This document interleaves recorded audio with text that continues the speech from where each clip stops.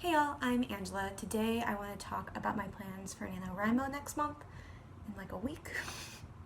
And then also just generally summer productivity and stuff like that. I'm also gonna be, I guess, attempting to sketch. We'll see. I probably can't actually multitask, but we're just gonna try and be kind of chill about it. I keep trying to make videos where I'm doing vlogging and I keep trying to do like various structures and things like that. But it's been tricky because I keep A, not doing the structures, and then B, like I'm decent at the vlogging, but I'm terrible at the like actually uploading videos and editing in such a way that it's anything but overwhelming. So we're just gonna chat for a little bit here. Basically, today, I'm trying to turn this little map. It's all gonna be terrible. I could be embarrassed, but I don't really want to be. So I'm trying to turn that map into something that's like this size so I can actually write things on it, which has been being met with mixed success. So summer is an interesting time for me because I have the very great privilege, at least this summer, of not having to work.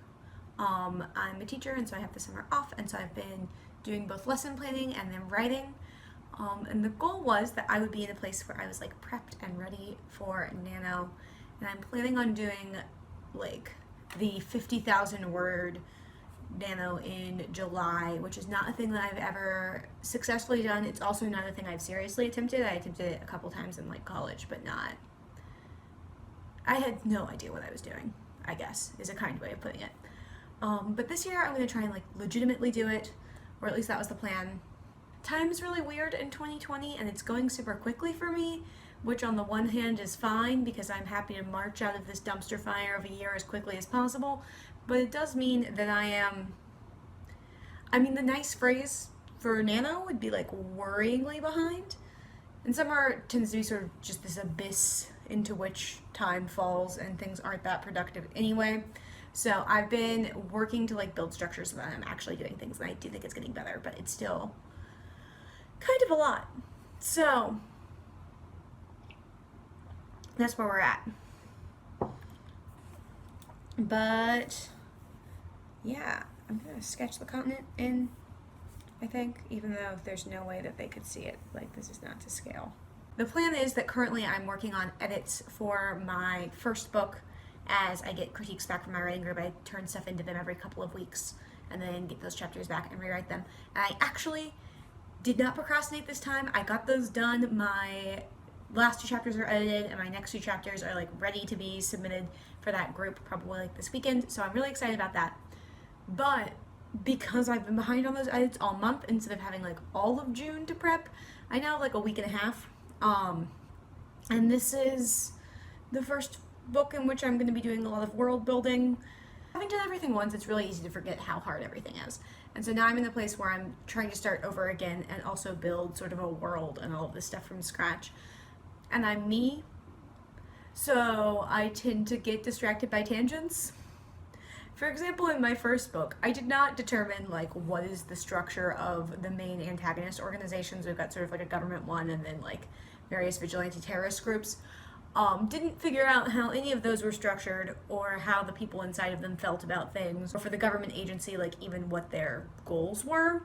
But did spend a really long time writing out like essentially like political discourses in terms of like, okay, so, you know, about 100 years ago we'd have this thinker and they wrote about this thing in this way and they wrote this book and then these people responded to this book. And then I had like multiple pages about how different people felt about these books. So like, how are people going to feel about this philosophy and this ideology? None of that came up. You know what did come up? How that government agency was structured.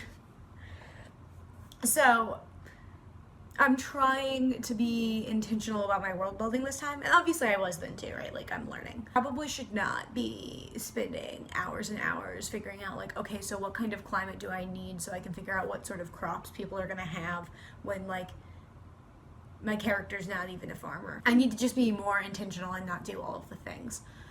So working on that for sure. Definitely apprehensive because it's sort of a week out, but I do think I'm going to commit to the 50,000 words. I do think I'm going to commit, like, I guess right now to doing this thing to the best of my ability. I think it's going to be valuable. And I've also, like, this past week, I've been doing a better job in terms of schedule. And a lot of what's been useful there is taking sort of like a workday approach seriously. So starting in the morning once I've gotten up and worked out, and then staying working until like 5-ish at least. And then the other thing that's been really helpful on the days when I've been doing it has been actually doing Pomodoros. Taking my 5-minute breaks away from the internet and away from screens. So doing something like sweeping or playing with the cats or getting water or things that are not gonna further distract me, which is a problem I've definitely had in the past with Pomodoros.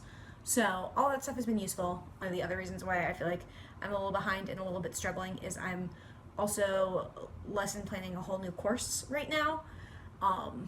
And there's a lot of very similar energy between like beginning a course and beginning a book, in that there's just like a lot of unknowns and a lot of sort of like scrabbling around in ways that don't feel like very intentional work, and where it's really easy to get distracted. I'm excited for this story, I think.